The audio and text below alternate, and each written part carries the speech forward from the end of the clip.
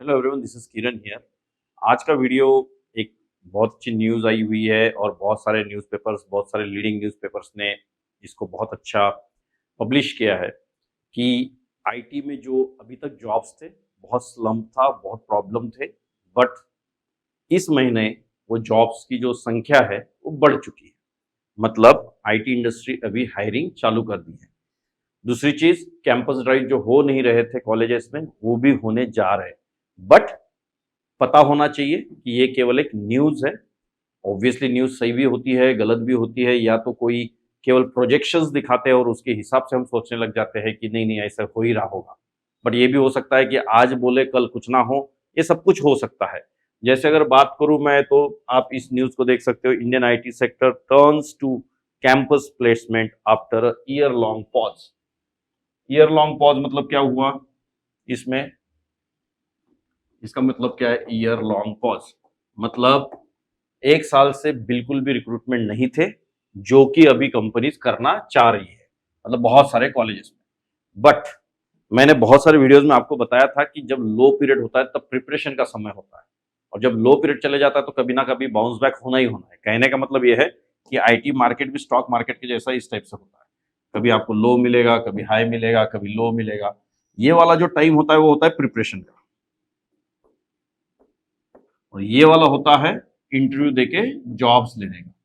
तो जिन्होंने भी इसके ऊपर आपने फॉलो किया होगा, जरूर अभी अच्छे दिन आए हुए हैं जहां पे आपको जॉब्स लेने में आसानी जाएगी। बट अगर प्रिपेयर नहीं किया है तो थोड़ा दिक्कत जाएगा।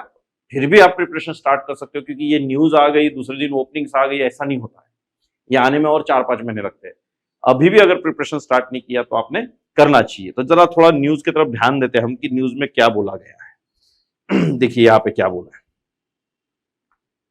The Indian IT sector restarting campus recruitment drives after year-long pause, driven by signs of business recovery। मतलब बिजनेस रिकवर हो रहा है बोलता है। दूसरी चीज यहाँ पे ये भी बोला है कि 6 to 9 लाख के पैकेज मिल रहे हैं उनको जो एक्सपीरियंस है।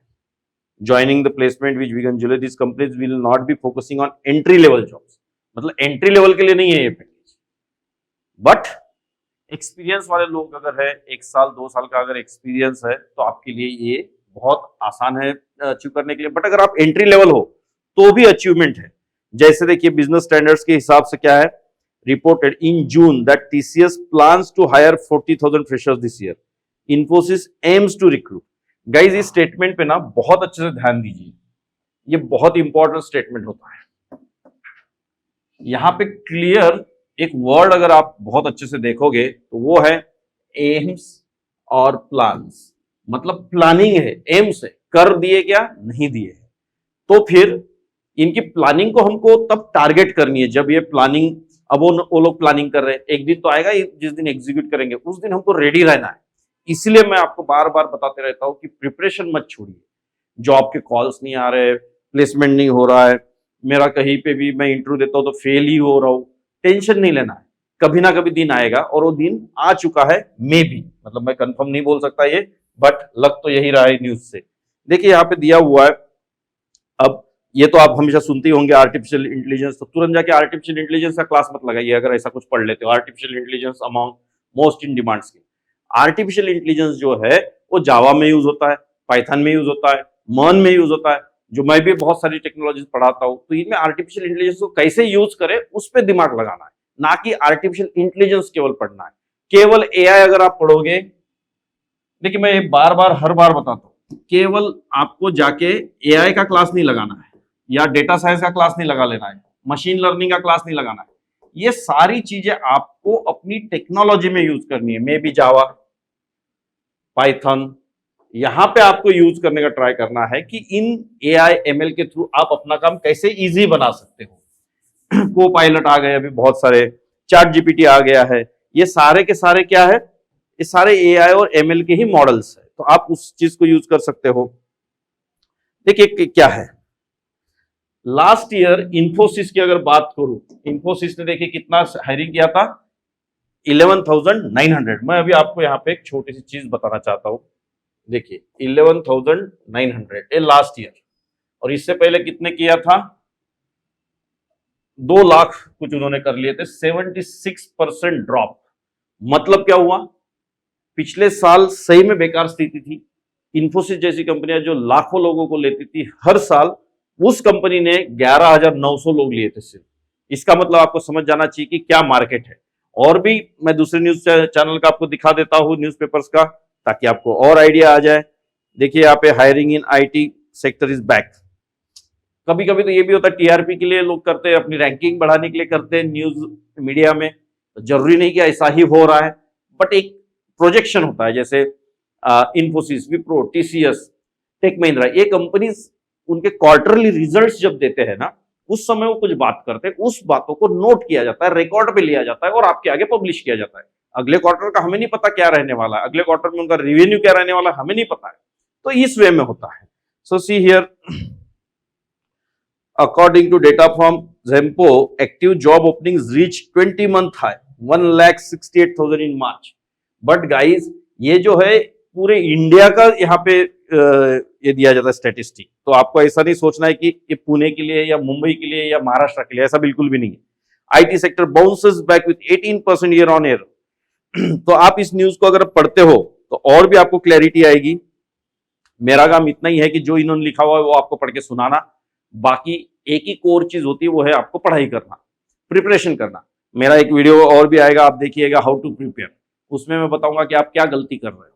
तो इस वीडियो में मोटा मोटा मैं घूम फिर के एक ही चीज आपको बताना चाह रहा हूं कि जॉब्स जो है वो अच्छे हैं, आने जा रहे हैं। देखिए क्या बोल रहा है, देखो, data updated from economics times indicate that sector is expected to exceed 1,50,000 freshers hires. ये मैं आपके समाधान के लिए नहीं बोल रहा हूं, ये आपको बता के ये बताना चाह रहा हूं कि अगर आप प्रिपेयर करेंगे तो आप ये सारी अपॉर्चुनिटीज को ग्रैब कर पाएंगे। देखिए बहुत अच्छे से लिखा हुआ है, Indian IT sector to see hiring revival. तो बहुत अच्छा है गाइस, इसमें आपको और भी चीजें पता चलेगी कि ऐसा क्यों हुआ है। Let me show you. अभी क्या हुआ है ना, कुछ कंपनीज को कॉन्ट्रैक्ट्स मिले हुए बहुत अच्छे, तो वो कॉन्ट्रैक्ट्स के कारण now they want to hire. So TCS, Infosys, देखिए रिसेंट रिपोर्ट इंडिकेट्स दैट, ये पढ़िए, ये बहुत इंपॉर्टेंट है। Like recent reports indicates that these 4 IT companies, कौन सी 4? टीसीएस हो गया, विप्रो हो गया, माइंट्री हो गया, एचसीएल हो गया, ये सारी कंपनीज को 33 डील्स जुलाई और अगस्त में उन्होंने की है। तो उनको हायरिंग तो करनी पड़ेगी, necessitating the need for talent to execute this projects. But ऐसा ना हो जाए कि आप इंटरव्यू देने जाए और उनको अगर आप स्किलफुल नहीं लगे तो वो फिर से वही पुराने लोगों से काम करवाएंगे। तो इस वीडियो के माध्यम से एक अच्छी खबर देना चाहता था, और वो ये थी कि ओपनिंग्स आ रही है। हमेशा आपको मार्केट डाउन ट्रेंडिंग नहीं मिलेगा, कभी कभी आपको अप ट्रेंडिंग भी मिलेगा। इसके दिन हो सकता है चले गए हो, इसके दिन अभी आ रहे हो, आपको इसके लिए तैयार रहना पड़ेगा। बट इसके लिए तैयारी आपको यहाँ पे करनी होती है, और ये आप कर भी रहे होंगे। तो मेरा काम इतना ही था, जो आया वो आपको दिखाया, और आपको एनकरेज करना, मोटिवेट करना, ये मेरा हमेशा की तरह काम है। मिलते हैं नेक्स्ट वीडियो में। धन्यवाद, बाय बाय।